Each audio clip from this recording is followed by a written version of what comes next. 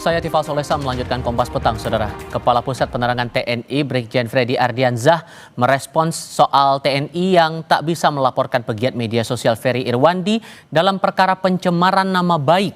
Kami kutip dari kompas.id, TNI menemukan indikasi tindak pidana lain yang sifatnya lebih serius dalam kasus Ferry Irwandi. Oleh karena itu, langkah selanjutnya yang akan ditempuh adalah mengkaji ulang dan membahasnya di internal TNI. TNI menghormati kebebasan berpendapat setiap warga negara, diharapkan tetap menaati koridor hukum yang berlaku.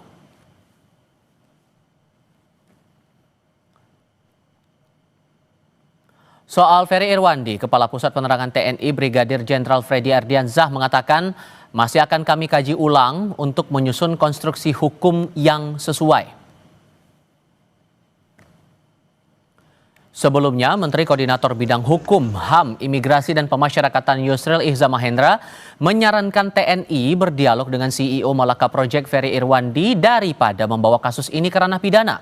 Sebab menurutnya institusi negara seperti TNI tidak memiliki kedudukan hukum menjadi korban dalam kasus pencemaran nama baik yang diduga dilakukan Ferry Irwandi. Sehingga menurut Yusril hal ini tidak perlu diperpanjang. Yusril menyarankan TNI membuka komunikasi dengan Ferry sebagai bagian dari kebebasan berpendapat yang dijamin konstitusi. Jadi TNI tidak bisa menganggap dirinya menjadi korban pencemaran nama baik terus melapor. Hanya orang yang bisa, bukan institusi. Saya menyarankan agar pihak TNI berdialog saja, mengundang Ferry ini supaya paham apa sih sebenarnya yang dia kemukakan, apa yang dia inginkan. Kalau itu hanya berisikan kritik dan saran, kita tanggapi dengan positif saja sebagai bagian dari kemerdekaan menyatakan pendapat yang dijamin oleh konstitusi kita. Yang penting itu ada dialog, ada jembatan lebih dulu. Karena langkah hukum itu merupakan satu langkah terakhir kalau jalan-jalan lain sudah tidak bisa ditempuh lagi. Sebelumnya, pegiat media sosial Ferry Irwandi yang belakangan aktif bersama sejumlah aktivis dan pemengaruh atau influencer mendorong tuntutan rakyat 17+8 mengaku sangat siap bila laporan TNI berlanjut ke proses hukum. Dan kalau misalnya tindakan ini dianggap bikin saya takut, khawatir, cemas, tidak Pak. Saya akan jalani, saya nggak akan play victim, rengek-rengek, tidak. Gitu. Kalau memang mau diproses hukum, ya ini kan negara hukum, kita jalani bersama gitu. Lalu apa tindak pidana pegiat media sosial Ferry Irwandi yang dimaksud dalam temuan baru TNI ini? Kami akan bahas bersama dengan para narasumber, bergabung lewat sambungan dalam jaringan Ketua Umum Yayasan Lembaga Bantuan Hukum Indonesia YLBHI Muhammad Isnur, kemudian ada pengamat politik dan militer dari Universitas Erlangga Slamet Ginting, dan Guru Besar Fakultas Hukum Universitas Jenderal Sudirman Hipnu Nugroho. Selamat sore semuanya dengan Tifal di sini, apa kabar? Selamat sore Mas Tifal, Mas Isnur. Selamat sore Mas Tifal. Terima kasih sudah bergabung dalam diskusi kami kali ini. Saya dari Universitas Nasional. Universitas Nasional, kami koreksi di situ. Terima kasih Pak Slamet sudah mau memberikan koreksinya dan terima kasih sudah bergabung juga bersama kami. Begini Pak, kalau dari kutipan terakhir yang disampaikan Ferry dalam sebuah diskusi hari Jumat kemarin, ia mempertanyakan, kenapa saya yang diperkarakan segitunya? Saya warga sipil biasa, apa yang dicari? Kalau menurut Anda dalam perkara ini, apakah betul ada pidananya atau tidak? Pak Slamet. Oh, halo. Ya, tentu saja kita harus pertanyakan dulu pada semua pihak. Apa sih yang disebut ancaman cyber itu? Ya, ancaman cyber itu kan ada fisik dan non-fisik. Sumbernya dari mana? Sumber bisa dari dalam negeri, dari luar negeri. Pelakunya bisa state actor, bisa juga non-state actor. Jadi ada individu, ada kelompok. Kemudian ancaman itu bisa fisik, bisa non-fisik. Fisik itu bisa apa? Dari kecerdasan buatan, AI.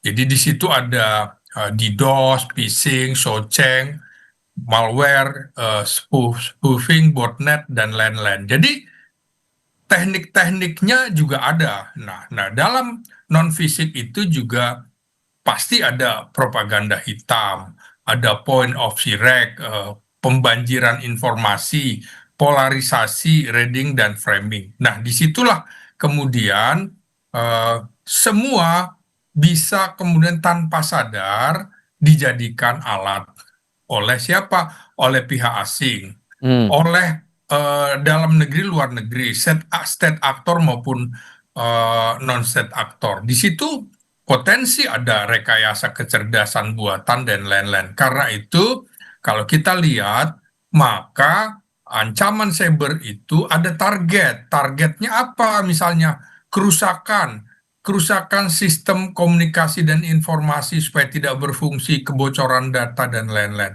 Dan ini tentu saja dari target itu Baik. mengancam alam pikiran, baik itu aparat keamanan dengan masyarakat. Ini harus dibedah dulu, Ah, ah, ah. sehingga di situ bisa berpotensi mengancam pertahanan keamanan negara. Maka jika ini sudah masuk, disitulah ada kedaulatan dan keutuhan negara Republik Indonesia yang bisa terancam di situ. Sehingga konteksnya Pak, dari kasus Irwan ini betul bahwa ada pidana pencemaran nama baik yang mengganggu pertahanan keamanan negara. Menurut Anda begitu?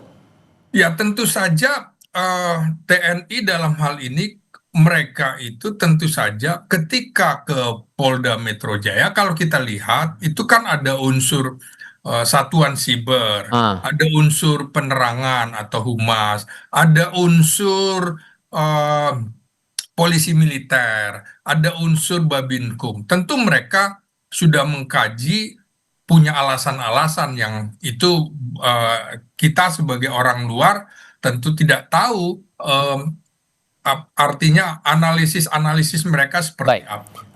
Sehingga kalau menurut Anda Mas Isnur, ditambah lagi ada disebutkan dari pihak TNI ada peluang juga pidana lain yang bisa dialamatkan kepada Ferry. Apakah itu masuk akal atau tidak? Jawabnya nanti, kita jeda sebentar. Kami segera kembali.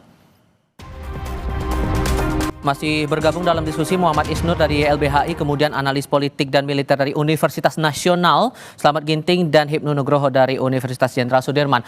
Saya kembali ke Mas Isnur. Pertanyaan saya sebelumnya, dari pihak penerangan TNI menyebutkan bahkan ada potensi pidana lain walaupun tidak diterangkan apa pidana yang dimaksud ini. Menurut Anda masuk akal kalau ada pidana yang lain selain dari pencemaran nama baik? Yang pertama gini, Mas Tifal, dari rangkaian seluruh ucapan Mas Ferry Irwandi ini, mana sih yang dianggap mengancam itu? Mana sih yang dianggap melakukan tindak pidana? Saya tuh follower dia dan saya mengikuti hampir semua pernyataan dia gitu. Itu konteks dan ucapan dia semua dalam rangkaian dia menganalisis, dia melihat, dia mengajak untuk berhati-hati dalam demonstrasi. Karena ada banyak dugaan-dugaan keanehan-keanehan gitu.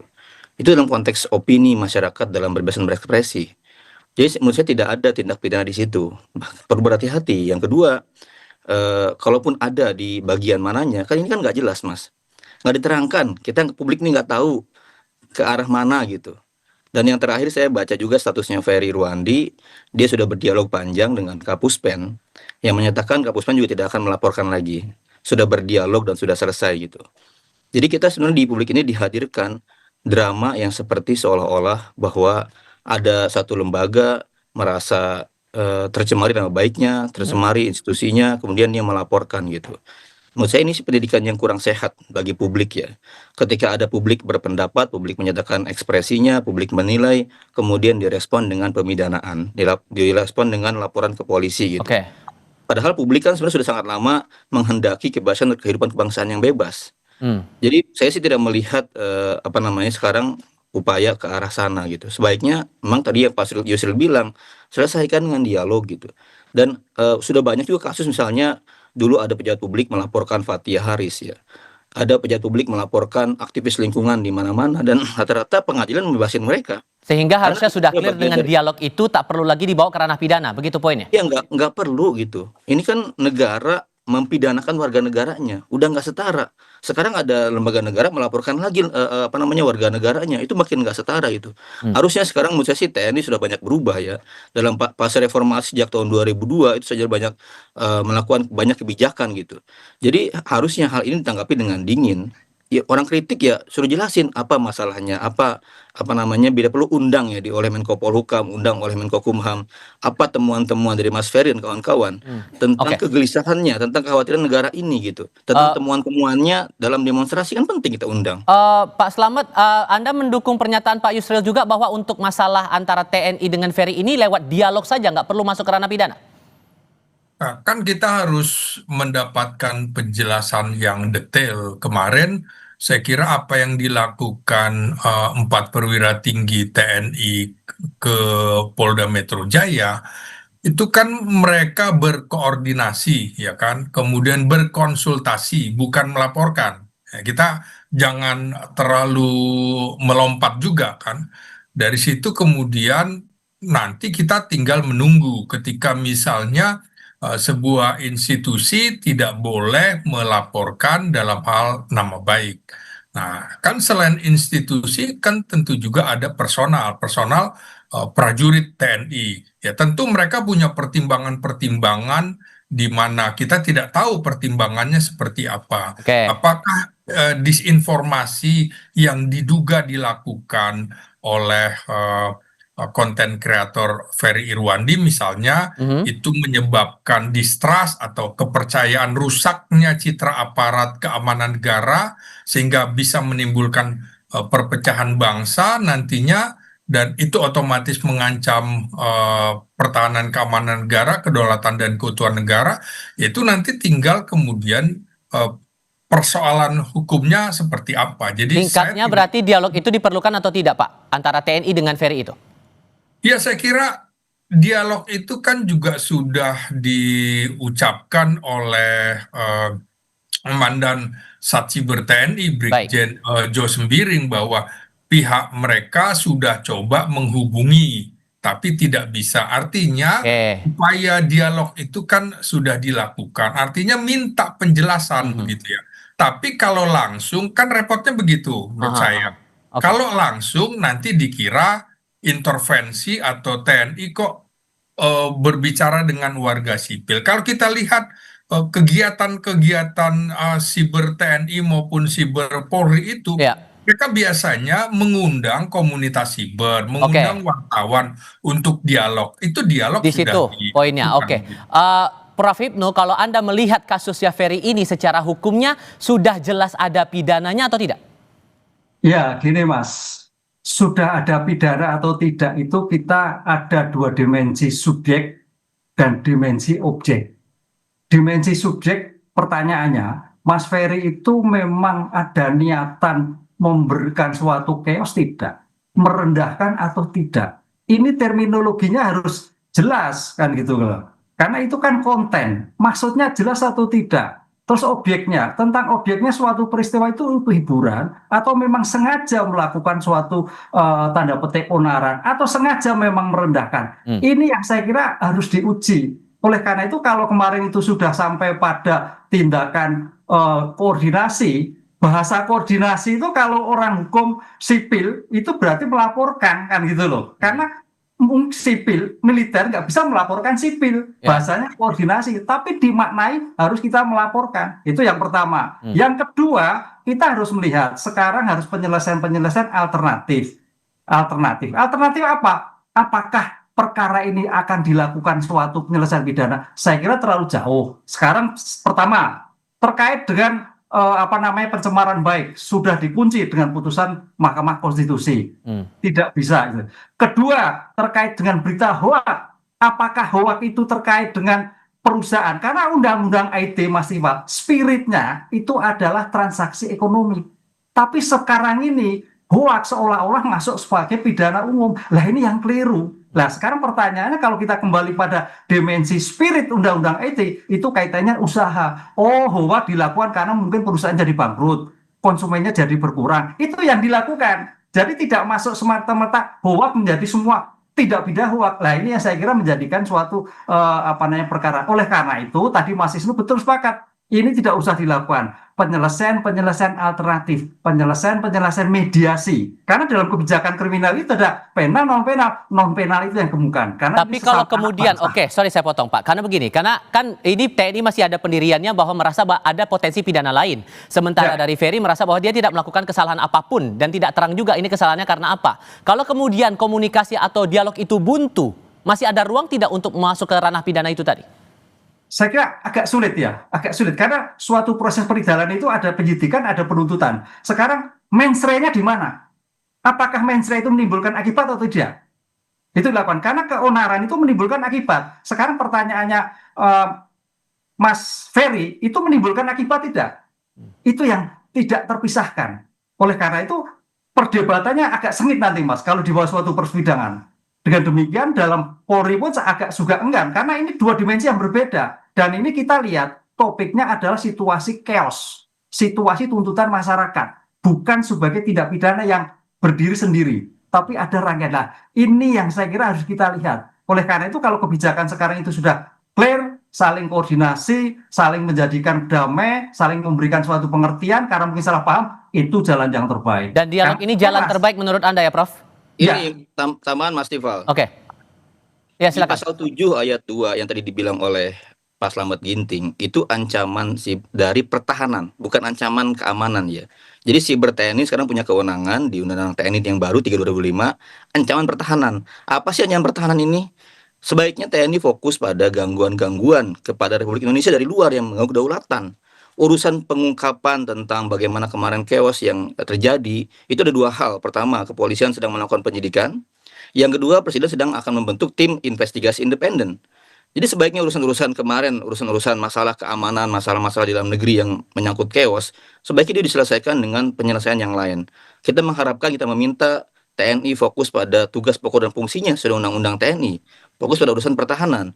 Begitu banyak juga ancaman pertahanan siber Mas, dari luar Mas, gangguan-gangguan misalnya kabel bawah laut dipotong misalnya, atau ancaman-ancaman lain yang mengganggu kedaulatan secara keseluruhan. Jangan ngurusin Ferry Irwandi personal gitu, ngapain sih? Oke. Jauh banget, orang udah ngurusin combat misil dan lain-lain, ini ngurusin Oke. Ferry Irwandi. Saya kasih- Ini sangat tidak elok menurut saya. Oke, singkat saja Pak Slamet merespon itu. Iya, karena begini, dari beberapa yang diungkapkan, yang saya baca ya petanya ya, misalnya yang diungkapkan oleh Ferry Irwandi tentang tudingan-tudingan yang mengarah ke personal prajurit TNI ataupun institusi TNI, sudah kemudian dijelaskan oleh Mabes Polri dan juga Mabes TNI, tapi kalau kita lihat Ferry Irwandi kan masih bersikukuh walaupun sudah ada penjelasan. Oke. Kalau kemudian kita lihat dari tudingan-tudingan itu, malah keesokan harinya polisi menangkap kemudian Del Pedro yang bukan dari personil Oke. militer. Karena itu menurut saya kalau dilihat apa yang dikemukakan oleh Mabes Polri, pasal-pasal yang disangkakan kepada Del Pedro, misalnya penghasutan, berita bohong, Ya. dan juga merekrut atau memperalat anak untuk kepentingan lain-lain, itu akhirnya barangkali bisa kita simak bersama dan kita harus coba melihat dari konteks yang lebih Oke. luas dari masing-masing pihak itu. Maka Prof Hipnu menurut Anda biar ketemu nih antara dua belah pihak ini perlu penengah lagi nggak kalau komunikasi antara TNI dan Ferry ini bakal terjadi?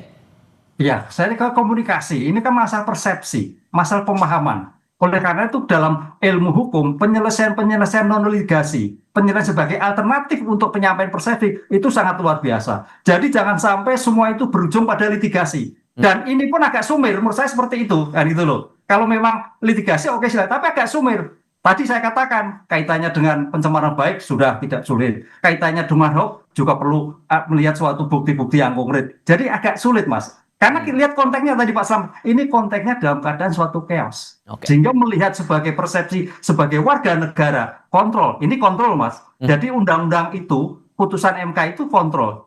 Dilihat dari aspek yang dulu monarki ke arah demokrasi. Baik. Nah, semua hal yang berkait itu sebagian dari kontrol. Gitu. Oke, Mas Isnur, Pak Hipnu, dan Pak Slamet, terima kasih banyak sudah bergabung dalam diskusi kami kali ini. Selamat sore semuanya. Selamat Sore, sore, terima terima kasih. kasih semua.